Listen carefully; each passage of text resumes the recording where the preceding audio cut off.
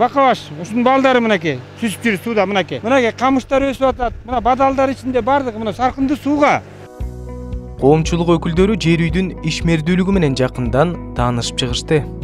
Коноктор алтын өндүрүүдө колдончу заманбап технологияларга көңүл бурушуп, андан соң абанын анализин текшеришти. Буга чейин жер үй генинин иштөөсү облуска терс таасирин тийгизет деген ойдо болушкан. Коноктор атайын аппараттын жардамы менен экологияга терс таасирин тийгизген көрүнүштөр жок экенин көрүштү.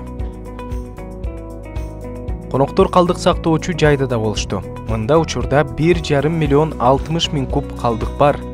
Бул калдык сактоочу жай жер алдындагы жаратылыш ресурстарына терс таасирин тийгизбейт, анткени 5 катмардан турган коргоочу каражаттар төшөлгөн. Ал эми саркынды суулар топтолуучу жердеги суу Талас дарыясына кошулат деген пикир туура эместигин жана алар кайрадан өндүрүштө пайдаланыла турганын кендин кызматкерлери көрсөтүп беришти. Калп айта албайбыз, жалган айта албайбыз.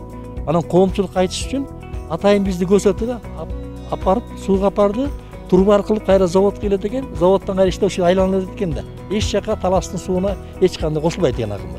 Бир жерден нарушениени көргөн жокпуз. Мониторду көрдүк, кайерден айда бүт 90% автоматический управление менен мындай бүттүгүн мониторить этип карап турат экен иштеп аткан иштерин. Жер үй иштеп баштаган жылдан тартып коомчулук менен тыгыз байланышта.